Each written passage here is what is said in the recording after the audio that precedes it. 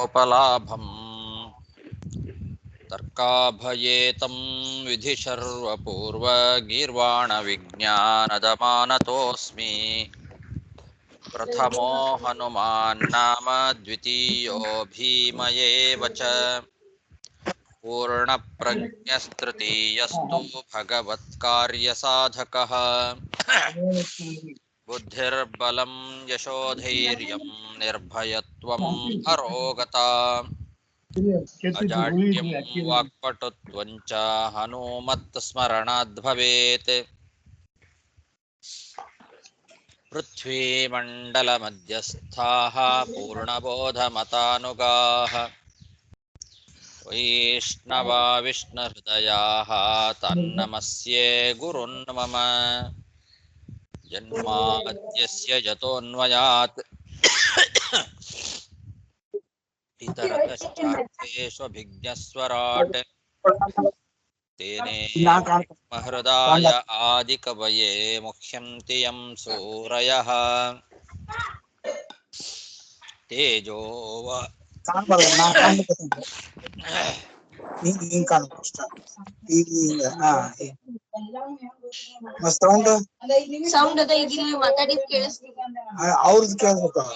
ಮೃದಾಂ ಯಥಾ ವಿನಿಮಯೋ ಯತ್ರ ತ್ರಿಸರ್ಗೋ ಮೃಷಾ ಧಾಮ್ನಾ ಸ್ವೇನ ಸದಾ ನಿರಸ್ತಕುಹಕಂ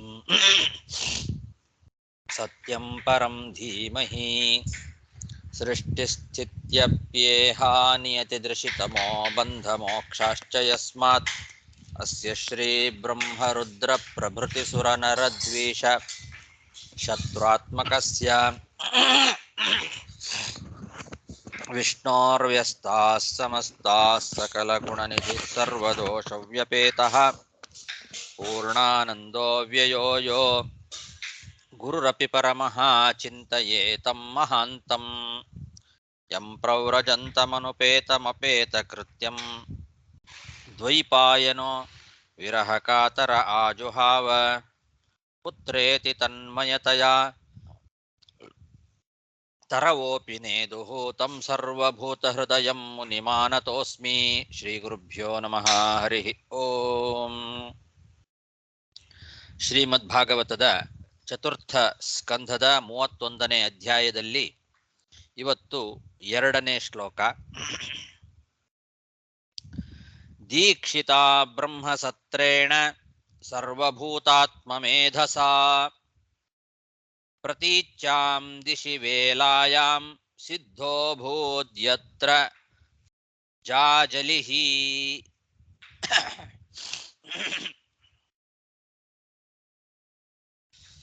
ಮೈತ್ರೇಯರು ವಿದುರನಿಗೆ ಪ್ರಚೇತಸರ ಚರಿತ್ರೆಯನ್ನು ಮುಂದುವರಿಸ್ತಾ ಇದ್ದಾರೆ. ಪ್ರಚೇತಸರು ಮನುಷ್ಯಮಾನದ 12 ಲಕ್ಷ ವರ್ಷಗಳ ಕಾಲ ರಾಜ್ಯಭಾರ ಮಾಡಿದ ನಂತರದಲ್ಲಿ ಹೆಚ್ಚು ಜ್ಞಾನ ಸಂಪಾದನೆ ಮಾಡಿಕೊಂಡು ಭಗವಂತ ಹೇಳಿದ್ದನ್ನು ನೆನಪು ಮಾಡಿಕೊಂಡು ಈ ರಾಜ್ಯದ ರಕ್ಷಣೆಯ ಜವಾಬ್ದಾರಿಯನ್ನ ಮಗನಿಗೆ ವಹಿಸಿಕೊಟ್ಟು ಮಗನ ರಕ್ಷಣೆಗೆ ತನ್ನ ಹೆಂಡತಿಯಾದ ಮಾರಿಷಾಳನ್ನ ಇಟ್ಟು ಮನೆಯಿಂದ ಹೊರಟರು ಅಂತ ಹಿಂದಿನ ಶ್ಲೋಕದಲ್ಲಿ ನೋಡಿದ್ವಿ. ಹೊರಟು ಪಶ್ಚಿಮ ದಿಕ್ಕಿನಲ್ಲಿ ಸಮುದ್ರದ ತೀರಕ್ಕೆ ಹೋಗಿದ್ದಾರೆ. ಆ ಪಶ್ಚಿಮ ಸಮುದ್ರದ ತೀರದಲ್ಲಿ ಹಿಂದೆ ಜಾಜಲಿ ಎಂಬತಕ್ಕಂತಹ ಋಷಿ ಅಲ್ಲಿ ಸಿದ್ಧಿ ಪಡೆದ ಪ್ರದೇಶ ಏನಿದೆ ಆ ಪ್ರದೇಶಕ್ಕೆ ಹೋಗಿದ್ದಾರೆ. ಯತ್ರ ಜಾಜಲಿಹಿ ಸಿದ್ಧೋಭೂತ್ ಅಂತ. ಜಾಜಲಿ ಎಂಬತಕ್ಕಂತಹ ಒಬ್ಬ ಋಷಿ ಸಿದ್ಧಿ ಪಡ್ಕೊಂಡಿರ್ತಕ್ಕಂತಹ ಜಾಗ ಪಶ್ಚಿಮ ದಿಕ್ಕಿನ ಸಮುದ್ರ. ಆ ಪಶ್ಚಿಮ ಸಮುದ್ರದ ತೀರಕ್ಕೆ ಹೋಗಿ ಅಲ್ಲಿ ಸರ್ವೇಶ್ವರನಾಗಿರ್ತಕ್ಕಂತಹ ಭಗವಂತನ ವಿಶೇಷ ಜ್ಞಾನ ಸಂಪಾದನೆ ಮಾಡಬೇಕು ಅಂತ ಅದಕ್ಕೆ ಅನುಕೂಲವಾಗಿ ಇರುವಂತಹ ಸನ್ಯಾಸಾಶ್ರಮವನ್ನು ಸ್ವೀಕಾರ ಮಾಡಿದರು ಅಂತ ಹೇಳ್ತಾ ಇದ್ದಾರೆ. ಸನ್ಯಾಸಾಶ್ರಮ ಅಂತನ್ನೋದು ಭಗವಂತನ ವಿಶೇಷ ಜ್ಞಾನ ಸಂಪಾದನೆ ಮಾಡಲಿಕ್ಕೆ ಅನುಕೂಲವಾಗಿರ್ತಕ್ಕಂತಹ ಒಂದು ಆಶ್ರಮ. ಅಂತಹ ಸನ್ಯಾಸಾಶ್ರಮವನ್ನು ಅಲ್ಲಿ ಹೋಗಿ ಸ್ವೀಕಾರ ಮಾಡಿದ್ದಾರೆ ಈ ಪ್ರಚೇತಸರು. ಇಲ್ಲಿ ಪ್ರಚೇತಸರು ಸನ್ಯಾಸವನ್ನ ಸ್ವೀಕಾರ ಮಾಡಿದರು ಎಂಬತಕ್ಕಂತಹ ವಿಷಯ ಏನಿದೆ, ಇದು ಬ್ರಹ್ಮಸತ್ರ ಅಂತನ್ನೋ ಪದದಿಂದ ನಮಗೆ ಗೊತ್ತಾಗ್ತಾ ಇದೆ. ದೀಕ್ಷಿತಾ ಬ್ರಹ್ಮಸತ್ರೇಣ ಅಂತ ಇದೆ ಭಾಗವತ. ಬ್ರಹ್ಮಸತ್ರೇಣ ದೀಕ್ಷಿತಾಹ ಅಂತಂದ್ರೆ ಸನ್ಯಾಸಾಶ್ರಮವನ್ನ ಸ್ವೀಕಾರ ಮಾಡಿದರು ಅಂತ ಅರ್ಥ. ಆದರೆ ಬೇರೆ ವ್ಯಾಖ್ಯಾನಕಾರರು ಹಾಗೆ ಹೇಳೋದಿಲ್ಲ. ಅವರು ಸನ್ಯಾಸಾಶ್ರಮವನ್ನ ಸ್ವೀಕಾರ ಮಾಡಿದರು ಅಂತ ಹೇಳದೆ ಬ್ರಹ್ಮಸತ್ರ ಅಂದ್ರೆ ಆತ್ಮವಿಚಾರ ಅಂತಿಷ್ಟೇ ಅರ್ಥ ಮಾಡ್ತಾರೆ. ದೀಕ್ಷಿತಾ ಬ್ರಹ್ಮಸತ್ರೇಣ ಸರ್ವಭೂತಾತ್ಮ ಮೇಧಸ ಅಂತಿದೆ ಇಲ್ಲಿ. ಅದಕ್ಕವರು ಸರ್ವಭೂತಾತ್ಮ ಮೇಧಸ್ ಅಂದ್ರೆ ಎಲ್ಲಾ ಪ್ರಾಣಿಗಳಲ್ಲಿಯೂ ಆತ್ಮ ಇದ್ದಾನೆ ಎಂಬ ಜ್ಞಾನವನ್ನ ಉಂಟು ಮಾಡ್ತಕ್ಕಂಥದ್ದು, ಇದು ಬ್ರಹ್ಮಸತ್ರ ಅಂದ್ರೆ ಆತ್ಮವಿಚಾರ ಅಂತ ಹೀಗೆ ಅವರು ಅರ್ಥ ಮಾಡಿದ್ದಾರೆ. ಆದರೆ ಬ್ರಹ್ಮಸತ್ರ ಅಂತಂದ್ರೆ ರೂಢಿಯಿಂದ ಸನ್ಯಾಸ ಅಂತನ್ನೋ ಅರ್ಥವನ್ನ ಅಭಿಧಾನ ಅನ್ನೋ ಗ್ರಂಥದಲ್ಲಿ ಹೇಳಿದ್ದಾರೆ. ಅದನ್ನು ನಮಗೆ ಮಧ್ವಾಚಾರ್ಯರು ಮಾತ್ರ ತಿಳಿಸಿಕೊಡ್ತಾರೆ. ಹಾಗೆ ಸರ್ವಭೂತಾತ್ಮ ಮೇಧಸ್ ಎಂಬತಕ್ಕಂತಹ ಏನೊಂದು ವಿಶೇಷಣ ಇದೆ, ಅದು ಕೂಡ ಸನ್ಯಾಸಾಶ್ರಮಕ್ಕೆ ಚೆನ್ನಾಗಿ ಕೂಡುತ್ತದೆ. ಸರ್ವಭೂತಾತ್ಮ ಮೇಧಸ ಬ್ರಹ್ಮಸತ್ರೇಣ ಅಂತ ಇರೋದ್ರಿಂದ ಎಲ್ಲ ಪ್ರಾಣಿಗಳಲ್ಲೂ ಅಂತರ್ಯಾಮಿಯಾಗಿ ಭಗವಂತ ಇದ್ದಾನೆ ಎಂಬ ಜ್ಞಾನ, ಅದು ತತ್ವಜ್ಞಾನಕ್ಕೆ ಸಾಧನೆಯಾಗಿ ಮುಖ್ಯವಾಗಿ ಈ ರೀತಿಯಾದ ಜ್ಞಾನ ಬರೋದು ಸನ್ಯಾಸಾಶ್ರಮದಲ್ಲಿ. ಹಾಗಾಗಿ ಆ ಸನ್ಯಾಸಾಶ್ರಮಕ್ಕೆ ಅನುಕೂಲವಾಗುವ ವಿಶೇಷಣ ಅದು ಸರ್ವಭೂತಾತ್ಮ ಮೇಧಸ. ಎಲ್ಲ ಪ್ರಾಣಿಗಳಲ್ಲೂ ಅಂತರ್ಯಾಮಿಯಾಗಿ ಭಗವಂತ ಇದ್ದಾನೆ ಅಂತ ತಿಳಿತಕ್ಕಂತಹ ಒಂದು ಆಶ್ರಮ, ಅಂತಹ ಬ್ರಹ್ಮಸತ್ರೇಣ ದೀಕ್ಷಿತಾಹ ಅಂತ ಇದನ್ನ ಈ ರೀತಿ ಅರ್ಥ ಮಾಡಬೇಕು ಅಂತ ಮಧ್ವಾಚಾರ್ಯರು ನಮಗೆ ಅಭಿಧಾನ ಅಂತನ್ನೋ ಗ್ರಂಥದ ವಾಕ್ಯವನ್ನ ಉದಾಹರಿಸಿ ಮತ್ತು ಷಾಡ್ಗುಣ್ಯ ಗ್ರಂಥದ ವಾಕ್ಯವನ್ನು ಕೂಡ ಉದಾಹರಿಸಿ ಈ ಅಭಿಪ್ರಾಯವನ್ನ ತಿಳಿಸಿಕೊಟ್ಟಿದ್ದಾರೆ. ಪಾರಿವ್ರಾಜ್ಯಂ ಬ್ರಹ್ಮಸತ್ರಂ ನ್ಯಾಸ ಇತ್ಯಭಿಧೀಯತೆ ಇತ್ಯಭಿಧಾನಂ. ಅಭಿಧಾನ ಗ್ರಂಥದಲ್ಲಿ ಬ್ರಹ್ಮಸತ್ರ ಅಂತನ್ನೋ ಶಬ್ದದ ಅರ್ಥ ನಮಗೆ ತಿಳಿಸಿಕೊಟ್ಟಿದ್ದಾರೆ. ಪಾರಿವ್ರಾಜ್ಯಂ ಬ್ರಹ್ಮಸತ್ರಂ ನ್ಯಾಸಃ ಇತಿ ಅಭಿಧೀಯತೆ. ಸನ್ಯಾಸ, ಪಾರಿವ್ರಾಜ್ಯ, ಬ್ರಹ್ಮಸತ್ರ ಇವೆಲ್ಲ ಸಮಾನವಾದ ಅರ್ಥವನ್ನು ಕೊಡ್ತಕ್ಕಂತಹ ಪದಗಳು ಅಂತ ಅಭಿಧಾನ ಗ್ರಂಥ ಹೇಳ್ತಾ ಇದೆ. ಹಾಗಾಗಿ ಸನ್ಯಾಸ, ಪಾರಿವ್ರಾಜ್ಯ ಮತ್ತು ಬ್ರಹ್ಮಸತ್ರ, ಇಲ್ಲಿ ಬ್ರಹ್ಮಸತ್ರಂ ಅಂತ ಏನು ಹೇಳಿದ್ದಾರೆ ಅದಕ್ಕೆ ಅರ್ಥ ಸನ್ಯಾಸ ಆಶ್ರಮ ಅಂತ ಅರ್ಥ. ಆಮೇಲೆ ಸರ್ವಭೂತಾತ್ಮ ಮೇಧಸ ಅಂತಿದೆಲ್ಲ ಅದರ ಅರ್ಥವನ್ನ ಬರೀತಾರೆ ಆಚಾರ್ಯರು. ಸರ್ವಭೂತಾತ್ಮನಿ ಹರೌ ಮೇಧಾ ಯತ್ರ ತತ್ ಬ್ರಹ್ಮಸತ್ರಂ ಸರ್ವಭೂತಾತ್ಮ ಮೇಧಃ. ಎಲ್ಲ ಪ್ರಾಣಿಗಳಲ್ಲಿಯೂ ಕೂಡ ಹರೌ, ಎಲ್ಲ ಪ್ರಾಣಿಗಳಲ್ಲೂ ಭಗವಂತ ಇದ್ದಾನೆ, ಸರ್ವಭೂತಾಂತರಾತ್ಮ ಆ ಭಗವಂತ ಎಲ್ಲರ ಅಂತರ್ಯಾಮಿಯಾಗಿ ಭಗವಂತ ಇದ್ದಾನೆ ಅನ್ನೋ ವಿಷಯದಲ್ಲಿ ಹೆಚ್ಚಿನ ಜ್ಞಾನ ಸಾಧನೆ ಆಗ್ತದೆ. ಅದು ಆಗೋದು ಸನ್ಯಾಸಾಶ್ರಮದಲ್ಲಿ. ಆದ್ದರಿಂದ ಬ್ರಹ್ಮಸತ್ರ ಅಂತನ್ನೋ ಅದಕ್ಕೆ ಸನ್ಯಾಸ ಅಂತ ಅರ್ಥ ಮಾಡಿದರೆ ಸರ್ವಭೂತಾತ್ಮ ಮೇಧಸ್ಸನ್ನೋ ವಿಶೇಷಣವೂ ಕೂಡ ಸಾರ್ಥಕವಾಗ್ತದೆ. ಅದಕ್ಕೆ ಅನುಕೂಲವಾಗ್ತಕ್ಕಂತಹ ವಿಶೇಷಣವನ್ನೇ ಕೊಟ್ಟಿದ್ದಾರೆ. ಈ ಅರ್ಥ ಷಾಡ್ಗುಣ್ಯ ಗ್ರಂಥದಲ್ಲಿ ಇದೆ ಅಂತ ಹೇಳ್ತಾ ಇದ್ದಾರೆ. ಹರಿಮೇಧಾಸ್ತು ಸನ್ಯಾಸೋ ಹರೋ ಮೇಧಾತ್ರ ಯದ್ ಭವೇತ್ ಇತಿ ಷಾಡ್ಗುಣ್ಯೇ. ಷಾಡ್ಗುಣ್ಯ ಗ್ರಂಥದಲ್ಲಿ ಸನ್ಯಾಸಕ್ಕೆ ಹರಿಮೇಧ ಅಂತನೂ ಕರೆದಿದ್ದಾರೆ. ಹರಿಯ ವಿಷಯದಲ್ಲಿ ಜ್ಞಾನ ಸನ್ಯಾಸಾಶ್ರಮದಲ್ಲಿ ಸಾಧ್ಯ ಅಂತ ಈ ರೀತಿ ವ್ಯುತ್ಪತ್ತಿಯನ್ನ ತೋರಿಸಿ ಹರಿಮೇಧ ಅನ್ನೋ ಶಬ್ದಕ್ಕೆ ಸನ್ಯಾಸ ಅನ್ನೋ ಅರ್ಥವನ್ನ ಷಾಡ್ಗುಣ್ಯ ಅನ್ನೋ ಗ್ರಂಥವು ನಮಗೆ ತಿಳಿಸ್ತಾ ಇದೆ. ಈ ಎರಡನ್ನ ಪ್ರಮಾಣವನ್ನಾಗಿ ಕೊಟ್ಟು ಮಧ್ವಾಚಾರ್ಯರು ಈ ಪ್ರಚೇತಸರು ಸನ್ಯಾಸಾಶ್ರಮವನ್ನು ಸ್ವೀಕಾರ ಮಾಡಿದರು ಅನ್ನೋ ಅರ್ಥವನ್ನ ನಮಗೆ ತಿಳಿಸಿಕೊಟ್ಟಿದ್ದಾರೆ. ಹೀಗೆ ಪಶ್ಚಿಮ ದಿಕ್ಕಿನಲ್ಲಿ ಅವರು ಸಮುದ್ರದ ತೀರಕ್ಕೆ ಹೋಗಿ ಅಲ್ಲಿ ಜಾಜಲಿ ಎಂಬ ಮುನಿ ಸಿದ್ಧಿ ಪಡೆದಿರ್ತಕ್ಕಂತಹ ಜಾಗ ಏನಿದೆ ಆ ಜಾಗಕ್ಕೆ ಹೋಗಿ ಅವರು ಸನ್ಯಾಸಾಶ್ರಮವನ್ನು ಸ್ವೀಕಾರ ಮಾಡಿದರು ಈ ಎಲ್ಲ ಪ್ರಚೇತಸರು. ದೀಕ್ಷಿತಾ ಬ್ರಹ್ಮಸತ್ರೇಣ ಸರ್ವಭೂತಾತ್ಮಮೇಧಸ ಪ್ರತೀಚ್ಯಾಂ ದಿಶಿ ವೇಲಾಯಾಂ ಸಿದ್ಧೋಭೂತ್ ಯತ್ರ ಜಾಜಲಿಹಿ. ಗುರುಗಳೇ, ಇಲ್ಲಿ ಪ್ರಾವರ್ಜನ್ ನೀತಿ ವಿರೋಧ ಅಕ್ಷರ ಅಂತ ಕೊಟ್ಟಿದ್ದಾರಲ್ಲ, ಎದಕ್ಕೆ ಕೊಟ್ಟಿದ್ದಾರೆ? ಎಲ್ಲಿದೆ ಪದರತ್ನಾವಳಿಯಲ್ಲಿ ಪ್ರಾವ್ರಜನ್ ನೀತಿ ವಿರೋಧ ಅಕ್ಷರ ಎಲ್ಲಿದೆ ಅದು ನೋಡು ಒಂದು ನಿಮಿಷ. 4ನೇ ಲೈನು 10ನೇ ಲೈನಾ? 4ನೇ ಲೈನು ಪದರತ್ನಾವಳಿ. ಪದರತ್ನಾವಳಿ ಪ್ರಾವ್ರಜನ್ ಇತಿ ವಿರೋಧಾಚ್ಚ. ಮುಂದೆ ಮುಂದೆ ಪ್ರಾವ್ರಜನ್ ಅಂತ ಬರುತ್ತೆ. ಅಲ್ಲ, ಹಿಂದೆ ಬಂದಿದೆ ಅಲ್ಲ, ವಿಸೃಜ್ಯ ಪ್ರಾವ್ರಜನ್ ಗೃಹಾತ್ ಅಂತ ಇದೆ. ಅಲ್ಲಿ ಪ್ರಾವ್ರಜನ್ ಅನ್ನೋ ಶಬ್ದಕ್ಕೆ ಪರಿವ್ರಾಜ ಅಂತಾನೆ ಅರ್ಥ ತಾನೆ. ಹೌದು. ಪಾರಿವ್ರಾಜ್ಯಂ ಬ್ರಹ್ಮಸತ್ರಂ ನ್ಯಾಸ ಇತ್ಯಭಿಧೀಯತೆ ಅಂತ ಅಭಿಧಾನ ಗ್ರಂಥ ಹೇಳಿದೆ. ಅದರ ಮುಂದೆನೆ ಇಲ್ಲಿ ಬ್ರಹ್ಮಸತ್ರ ಅನ್ನೋ ಪದವನ್ನು ಹೇಳ್ತಾ ಇದೆ. ಹಿಂದಿನ ಶ್ಲೋಕದಲ್ಲಿ ಪ್ರಾವ್ರಜನ್ ಅಂತ ಇದೆ, ಈ ಶ್ಲೋಕದಲ್ಲಿ ಬ್ರಹ್ಮಸತ್ರ ಅಂತ ಇದೆ. ಹಾಗಾಗಿ ಇವೆರಡೂ ಕೂಡ ಸನ್ಯಾಸ ಅನ್ನೋ ಅರ್ಥವನ್ನ ತಿಳಿಸಿಕೊಡ್ಲಿಕ್ಕೆ ಬಹಳ ಸೂಕ್ತವಾದಂತಹ ಶಬ್ದಗಳು. ಹಾಗಾಗಿ ನೀವು ಕೇವಲ ಸನ್ಯಾಸಾಶ್ರಮ ಅಲ್ಲ ಅಂತ ಹೇಳಿ ಅರ್ಥ ಮಾಡಿಬಿಟ್ರೆ ಪ್ರಾವ್ರಜನ್ ಅನ್ನೋ ಶಬ್ದದ ವಿರೋಧವೂ ಬರ್ತದೆ.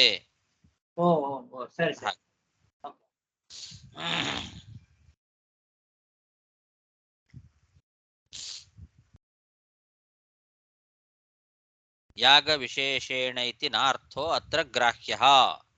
ಬ್ರಹ್ಮ ವಿಷಯೇಣ ಯಾಗ ವಿಶೇಷೇಣ ಅಂತ ಅರ್ಥ ಮಾಡಿದ್ದಾರೆ. ಬ್ರಹ್ಮ ವಿಶೇಷೇಣ ಅಂದ್ರೆ ಬ್ರಹ್ಮಸತ್ರ ಅನ್ನೋ ಶಬ್ದಕ್ಕೆ ಯಾಗ ವಿಷಯ, ಅದೊಂದು ಯಾಗ ವಿಶೇಷ ಅಂತ ಅರ್ಥ ಮಾಡಿದ್ದಾರೆ ಕೆಲವು ವ್ಯಾಖ್ಯಾನಕಾರರು.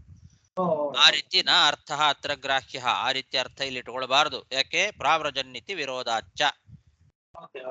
ಪ್ರಾವ್ರಜನ್ ಶಬ್ದದ ವಿರೋಧನೂ ಬರುತ್ತೆ ಮತ್ತು ಅಭಿಧಾನ ಗ್ರಂಥದ ವಿರೋಧವೂ ಬರ್ತದೆ. ಪಾರಿವ್ರಾಜ್ಯಂ ಬ್ರಹ್ಮಸತ್ರಂ ನ್ಯಾಸ ಇತ್ಯಭಿಧೀಯತೆ ಇತ್ಯಭಿಧಾನಾತ್, ಈ ರೀತಿ ಅಭಿಧಾನ ಗ್ರಂಥದಲ್ಲಿ ಹೇಳಿದ್ದಾರೆ.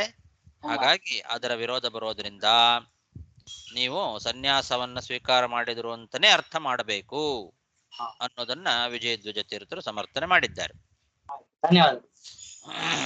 ಆಮೇಲೆ ಉತ್ತರತ್ರಾಪಿ ತತ್ವಂ ನಾಪುಹು ಕಿಂತು ತದ್ಗತಂ ಇತಿ ವಕ್ಷಮಾಣತ್ವಾತ್. ಸರ್ವಭೂತಾತ್ಮ ಮೇಧಸ ಅನ್ನೋ ಶಬ್ದಕ್ಕೆ ಹೀಗೆ ಅರ್ಥ ಮಾಡಬೇಕು. ಸರ್ವಭೂತಾನಾಂ ಸ್ವಸ್ವರೂಪ ಜ್ಞಾನೇನೈವ,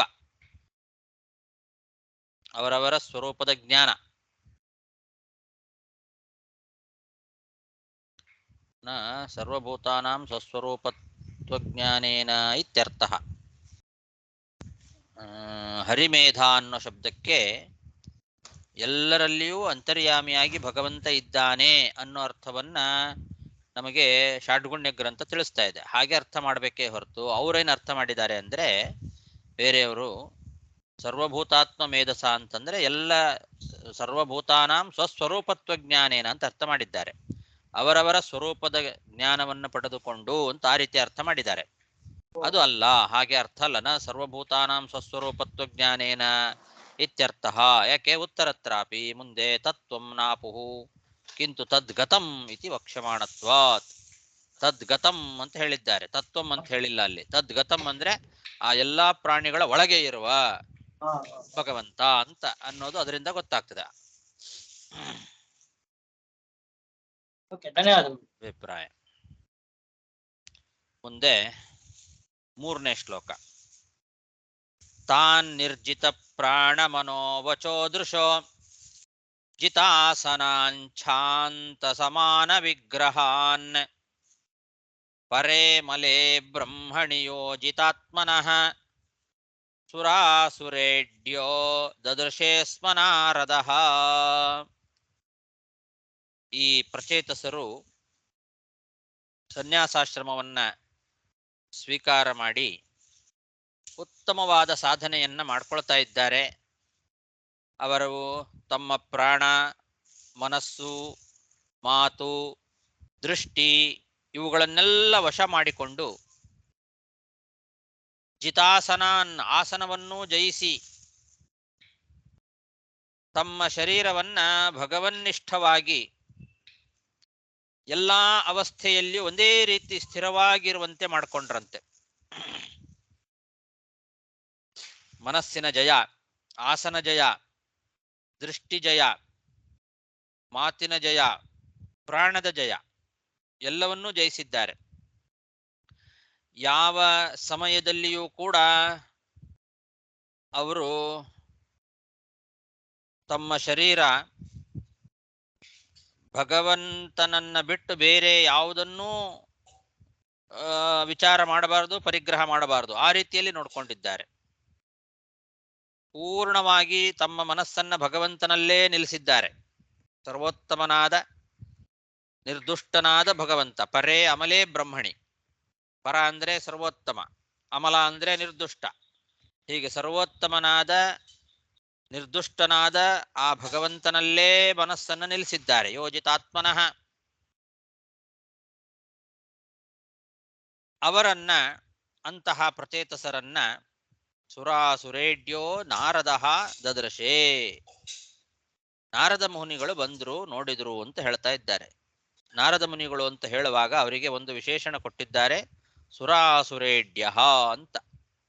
ದೇವತೆಗಳು ಮತ್ತು ಅಸುರರು ಇಬ್ಬರಿಗೂ ಬೇಕಾದವರು ನಾರದರು. ಅವರಿಬ್ಬರಿಂದಲೂ ಒಂದೇರಾಗಿರ್ತಕ್ಕಂಥವ್ರು. ನಾರದರನ್ನ ದೇವತೆಗಳೂ ನಮಸ್ಕಾರ ಮಾಡ್ತಾರೆ, ದೈತ್ಯರು ನಮಸ್ಕಾರ ಮಾಡ್ತಾರೆ, ಅಸುರರು ಎಲ್ಲರೂ ಕೂಡ ಅವರನ್ನ ನಮಸ್ಕಾರ ಮಾಡ್ತಾರೆ. ಅಂತಹ ವ್ಯಕ್ತಿಗಳು ನಾರದರು ಅಂತ. ಸುರಾಸುರೇಡ್ಯ, ದೇವತೆಗಳು ಅಸುರರಿಂದಲೂ ಒಂದರಾಗಿರ್ತಕ್ಕಂತಹ ನಾರದರು ಈ ಪ್ರಚೇತಸರನ್ನ ನೋಡಿದರು ಬಂದು.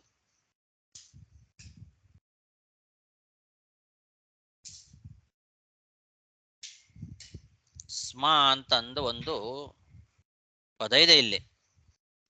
ಸುರಾಸುರೇಡ್ಯೋ ದದೃಶೇ ಸ್ಮ ನಾರದ ಅಂತ. ದದೃಶೇ ಸ್ಮ ಅಂದ್ರೆ ನೋಡಿದರು ಅಂತ ಹೇಳುವಾಗ, ನಾರದರ ಬಗ್ಗೆ ಹೇಳುವಾಗ ಸ್ಮ ಅನ್ನೋ ಒಂದು ಪದವನ್ನ ಇಲ್ಲಿ ಹಾಕಿದ್ದಾರೆ. ಅದು ಅನೇಕ ಅರ್ಥಗಳನ್ನ ಕೊಡ್ತದೆ. ಇಲ್ಲಿ ನಾರದರು ಸುರಾಸುರೇಡ್ಯರು ಅಂತನ್ನೋ ವಿಷಯ ಏನಿದೆ, ಅದು ಅನೇಕ ಪುರಾಣಗಳಲ್ಲಿ ಪ್ರಸಿದ್ಧವಾದದ್ದು ಅನ್ನೋ ಒಂದು ಅಭಿಪ್ರಾಯವನ್ನ ಸ್ಮ ಅನ್ನೋ ಪದ ನಮಗೆ ತಿಳಿಸಿಕೊಡ್ತದೆ. ದೇವತೆಗಳಿಗೂ ಬೇಕಾದವರಾಗಿದ್ದಾರೆ ನಾರದರು, ಅಸುರರಿಗೂ ಬೇಕಾದವರಾಗಿದ್ದಾರೆ. ಅಸುರರು ಕೂಡ ನಾರದರ ಮಾತನ್ನ ನಂಬುತ್ತಾರೆ, ಬೇರೆ ಯಾವ ದೇವತೆಗಳ ಮಾತನ್ನೂ ನಂಬೋದಿಲ್ಲ ಅವರು. ಯಾವ ದೇವತೆಗಳು ಹೇಳಿದರೂ ಅವರಿಗೆ ವಿಶ್ವಾಸ ಬರೋದಿಲ್ಲ, ನಾರದರ ಮಾತಿನ ಮೇಲೆ ವಿಶ್ವಾಸ. ನಾರದರನ್ನ ಅಸುರರೂ ನಂಬುತ್ತಾರೆ, ದೇವತೆಗಳು ಅವರನ್ನ ಸ್ತೋತ್ರ ಮಾಡ್ತಾರೆ. ಉತ್ತಮ ಸ್ಥಾನದಲ್ಲಿರ್ತಕ್ಕಂಥವರು ನಾರದರು ಅನ್ನೋದು ನಮಗೆ ಪುರಾಣಗಳ ಇತಿಹಾಸಗಳ ಮೂಲಕವಾಗಿ ತಿಳಿತದೆ ಅನ್ನೋದು ಸ್ಮ ಅನ್ನೋ ಒಂದು ಪದ ನಮಗೆ ತಿಳಿಸಿಕೊಡ್ತದೆ. ನಿರ್ಜಿತ ಪ್ರಾಣ ಮನೋವಚೋದೃಶೋ ಜಿತಾಸನಾನ್ ಶಾಂತ ಸಮಾನ ವಿಗ್ರಹಾನ್ ಅಂತ ಇದು ಆ ಪ್ರಚೇತಸರ ಬಗ್ಗೆ ಹೇಳಿದ್ದು. ಪ್ರಚೇತಸರು ಎಷ್ಟು ಚೆನ್ನಾಗಿ ಅವರು ಜಯವನ್ನ, ಶರೀರ ಜಯ, ಮನಸ್ಸಿನ ಜಯ, ನಿರ್ಜಿತ ಪ್ರಾಣ ಅಂತ ಪ್ರಾಣವನ್ನೂ ಜಯಿಸಿದ್ರು ಅಂತ. ಅಂದ್ರೆ ಪ್ರಾಣಾಯಾಮದ ಮೂಲಕವಾಗಿ ಪ್ರಾಣವನ್ನೂ ಜಯಿಸಿ ತಪಸ್ಸು ಮಾಡ್ತಾ ಇದ್ದಾರೆ, ಮನಸ್ಸನ್ನ ಜಯಿಸಿದ್ದಾರೆ, ಮಾತುಗಳನ್ನ, ದೃಷ್ಟಿಯನ್ನ ಎಲ್ಲವನ್ನೂ ವಶ ಮಾಡಿಕೊಂಡಿದ್ದಾರೆ. ಆಸನ ಜಯ ಅದನ್ನು ಸಂಪಾದನೆ ಮಾಡಿದ್ದಾರೆ. ಶಾಂತ ಸಮಾನ ವಿಗ್ರಹಾನ್, ಶಾಂತ ಅಂದ್ರೆ ಭಗವನ್ನಿಷ್ಠತ, ಶಮೋಮನ್ನಿಷ್ಠತಾ ಬುದ್ಧಿ ಅಂತ ಹೇಳಿದಂತೆ ಶಾಂತ ಅಂದ್ರೆ ಭಗವನ್ನಿಷ್ಠವಾದ ಅವಸ್ಥೆ. ಸಮಾನ ವಿಗ್ರಹ, ಸಮಾನ ವಿಗ್ರಹ ಅಂತಂದ್ರೆ ಎಲ್ಲ ಅವಸ್ಥೆಯಲ್ಲಿಯೂ ಕೂಡ ಸಮಾನವಾದ ರೀತಿಯಲ್ಲಿ, ಏಕ ರೀತಿಯಲ್ಲೇ ಇರುವಂಥದ್ದು. ಏನೇ ಬರಲಿ, ಸುಖ ದುಃಖ ಜಯ ಅಪಜಯ ಮೊದಲಾದವುಗಳಲ್ಲಿ ಏಕರೂಪತೆ ಅಂತರ್ಥ. ಹೀಗೆ ಅದನ್ನ ಸಂಪಾದನೆ ಮಾಡಿ ಪರಬ್ರಹ್ಮನಲ್ಲೇ ಅಮಲನಾದ ಪರನಾದ ಸರ್ವೋತ್ತಮನಾದ ನಿರ್ದುಷ್ಟನಾದ ಆ ಸಕಲ ಗುಣ ಪರಿಪೂರ್ಣನಾದ ಭಗವಂತನಲ್ಲೇ ಮನಸ್ಸನ್ನು ನಿಲ್ಲಿಸಿದ್ರು. ಅಂತಹ ಈ ಪ್ರಚೇತಸರನ್ನ ನಾರದ ಮಹರ್ಷಿಗಳು ಕಂಡರು. ತಾನ್ನಿರ್ಜಿತ ಪ್ರಾಣ ಮನೋವಚೋ ದೃಶೋ ಜಿತಾಸನಾಂಛಾಂತ ಸಮಾನ ವಿಗ್ರಹಾನ್ ಪರೇ ಮಲೆ ಬ್ರಹ್ಮಣಿಯೋ ಜಿತಾತ್ಮನಃ ಸುರಾಸುರೇಡ್ಯೋ ದದೃಶೇ ಸ್ಮ ನಾರದಃ. ತಮಾಗತಂ ತವುತ್ಥಾಯ ಪ್ರಣಿಪತ್ಯಾಭಿನಂದ್ಯ ಚ ಪೂಜಯಿತ್ವಾ ಯಥಾದೇಶಂ ಸುಖಾಸೀನಮಥಾಬ್ರುವನ್. ನಾರದ ಮಹರ್ಷಿಗಳು ಬಂದಾಗ ಪ್ರಚೇತಸರು ಎದ್ದು ನಿಂತು ನಮಸ್ಕಾರ ಮಾಡಿದರಂತೆ. ಆ ನಾರದ ಮಹರ್ಷಿಗಳಿಗೆ ಎದ್ದು ನಿಂತು ನಮಸ್ಕಾರ ಮಾಡಿ ಸ್ತೋತ್ರ ಮಾಡಿ ವಿಧಿ ಪ್ರಕಾರವಾಗಿ ಅವರನ್ನ ಸತ್ಕಾರ ಮಾಡಿದ್ದಾರೆ. ಹಿರಿಯರು ಜ್ಞಾನಿಗಳು ಬಂದಾಗ ಯಾವ ರೀತಿ ಅವರಲ್ಲಿ ನಡ್ಕೊಳ್ಬೇಕು ಅನ್ನೋ ವಿಧಿ ಇದೆಯೋ ಶಾಸ್ತ್ರದಲ್ಲಿ, ಆ ವಿಧಿಗೆ ಅನುಗುಣವಾಗಿಯೇ ಅವರನ್ನ ಸತ್ಕಾರ ಮಾಡಿದರು ಅಂತ ಅರ್ಥ. ಯಥಾದೇಶಂ ಪೂಜಯಿತ್ವ, ಅವರನ್ನ ಚೆನ್ನಾಗಿ ವಿಧಿ ಪ್ರಕಾರವಾಗಿ ಅವರನ್ನ ಪೂಜೆ ಮಾಡಿ ಅವರನ್ನ ಒಂದು ಉತ್ತಮವಾದ ಆಸನದಲ್ಲಿ ಅವರನ್ನ ಕೂಡಿಸಿ ಆಮೇಲೆ ಅವರ ಹತ್ರ ವಿಜ್ಞಾಪನೆಯನ್ನ ಮಾಡಿಕೊಂಡ್ರಂತೆ.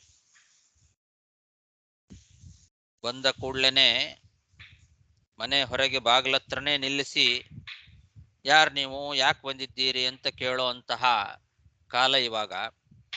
ಹಾಗೆ ಮಾಡಬಾರದು. ಯಾಕೆ, ಏನು, ಯಾರು ಅಂತನ್ನೋದನ್ನ ಕೇಳಬಾರದು. ಬಂದ ಅತಿಥಿಗಳನ್ನ ಒಳಗೆ ಕರೆದು ಸತ್ಕಾರ ಮಾಡಿ ಅವರಿಗೆ ಆಸನವನ್ನ ಕೊಟ್ಟು ಎಲ್ಲ ರೀತಿಯಾಗಿ ಉಪಚಾರ ಮಾಡಬೇಕು. ಅವರವರ ಯೋಗ್ಯತಾನುಸಾರವಾಗಿ ಉಪಚಾರ ಮಾಡಿ ಆಮೇಲೆ ವಿಜ್ಞಾಪನೆ ಮಾಡೋದು. ಏನು ಬಂದಿದ್ದೀರಿ, ಏನು ವಿಷಯ, ಏನು ಅನ್ನೋದು. ಹಾಗೆ ನಾರದ ಮಹರ್ಷಿಗಳನ್ನ ಇವರು ತಪಸ್ಸು ಮಾಡ್ತಾ ಇದ್ದವರು.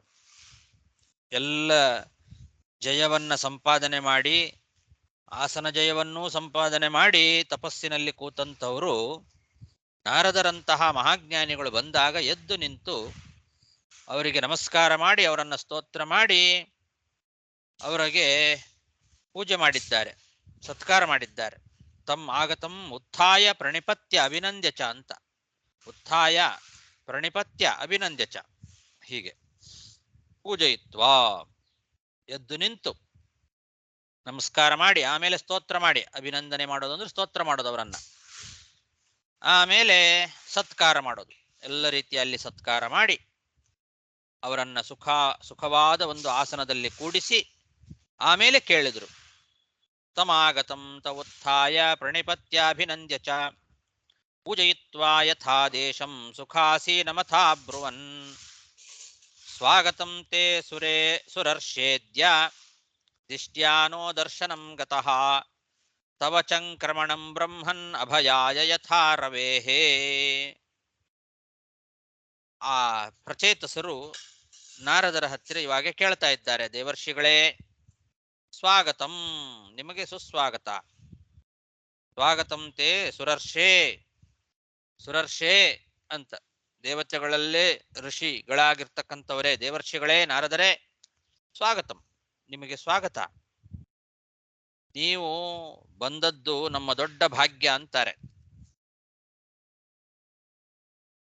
ನಮ್ಮ ಭಾಗ್ಯ ವಿಶೇಷದಿಂದಲೇ ನೀವು ನಮಗೆ ದರ್ಶನವನ್ನ ಕೊಟ್ಟಿದ್ದೀರಿ ಅಂತಾರೆ.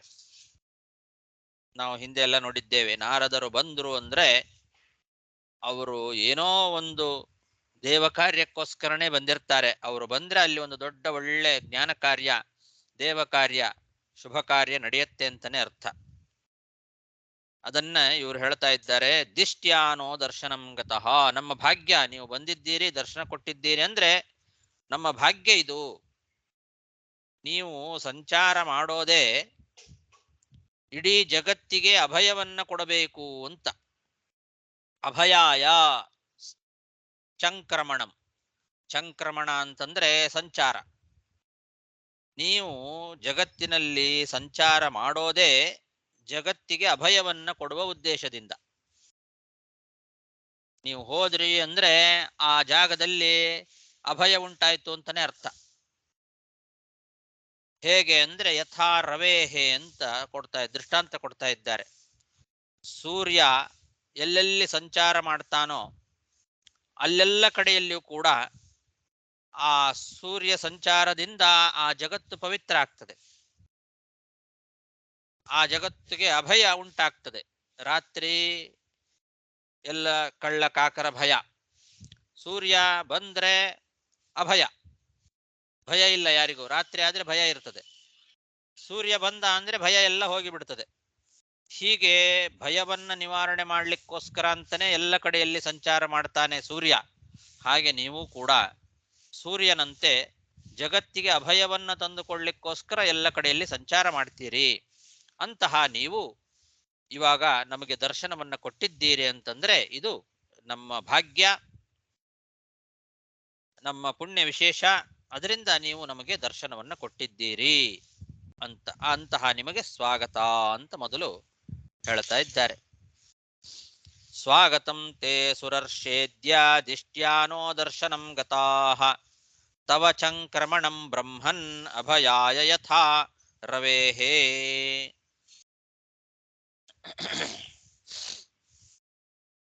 ಸಾಕು. ಶ್ರೀಕೃಷ್ಣಾರ್ಪಣಮಸ್ತು.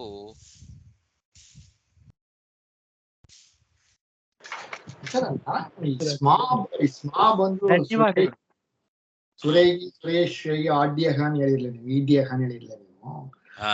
ಅದು ಬಂದು ಸ್ಮಾಂಬ, ಇದು ಬಂದು ಜನರಲ್ ಏನ್ ಕೊಡ್ತಾ, ಅದು ಬಂದು ಪಾಸ್ಟ್ ಟೆನ್ಸ್, ಅದೇನದು ಇದು ಭವಿಷ್ಯ ಹೇಳ್ತಿ ಅದು. ಐ ಮೀನ್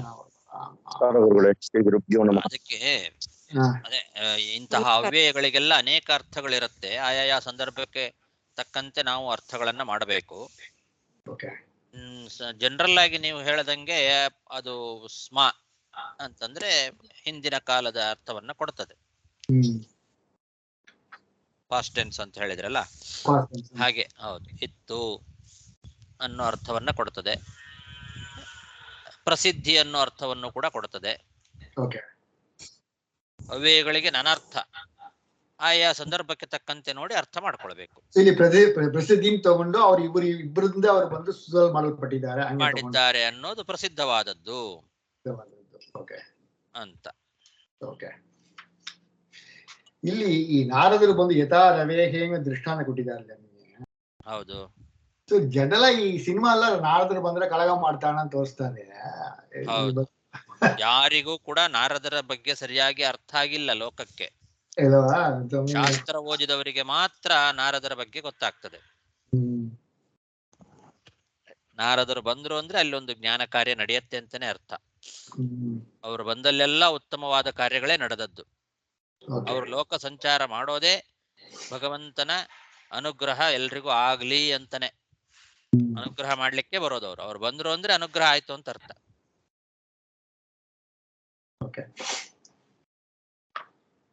ಬಟ್ ಈ ಕಂಸನ ತಗೊಂಡ್ರೆ ಕಂಸத்துல ಹೇಳ್ತಾನಲ್ಲ, ನೀವು ಬಂದು ಕೊಂದ್ರು ಮಕ್ಕಳನ್ನ ಮಾಡಕ್ ಕಾಣಿಸಿರ್ತಾನಲ್ವಾ, ಅಲ್ಲಿ ಹೋಗಿ ಆತರ ಹೇಳ್ತಾರೆ ಅಲ್ವಾ ಅವರು.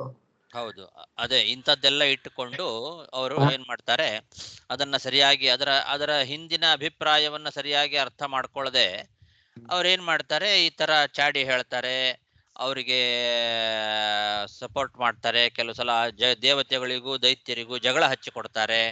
ಅದಕ್ಕೋಸ್ಕರನೇ ಬರ್ತಾರೆ ಅಂತ ಹೀಗೆಲ್ಲ ಈ ಸಿನಿಮಾಗಳಲ್ಲಿ ಅದರೆಲ್ಲ ತೋರಿಸೋದು ನೀವು ಹೇಳ್ದ ಹಾಗೆ.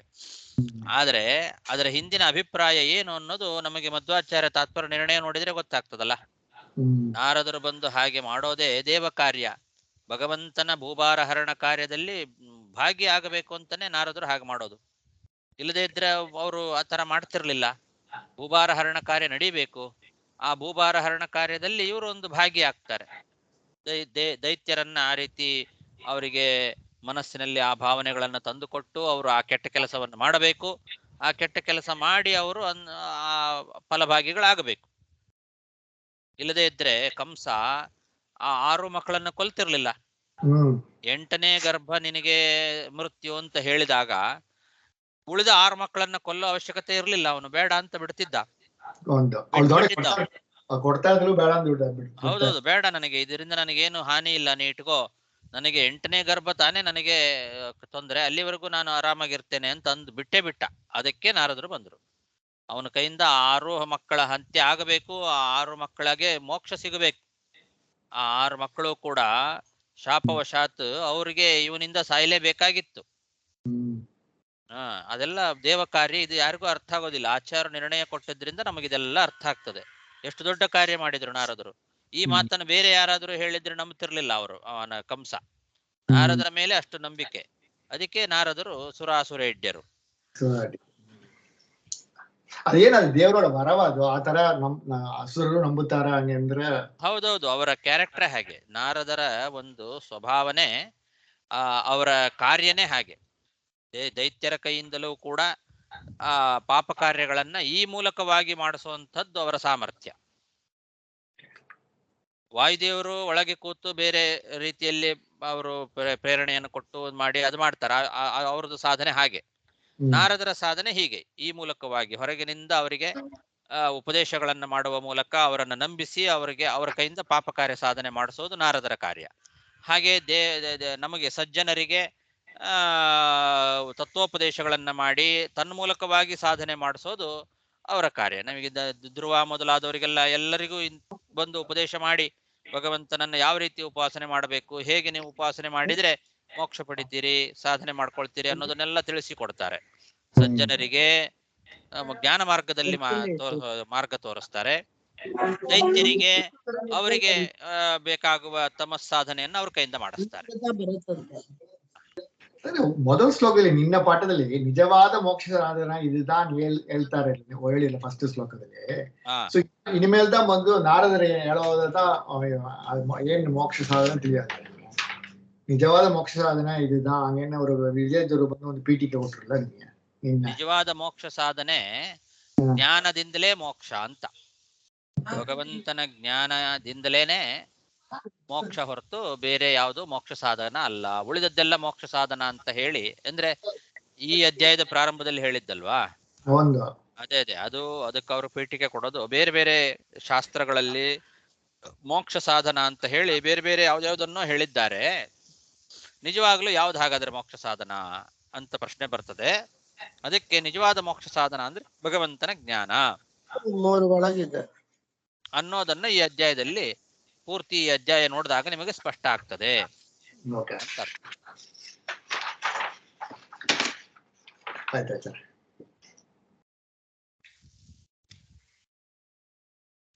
ಶ್ರೀ ಕೃಷ್ಣಾರ್ಪಣಮಸ್ತು.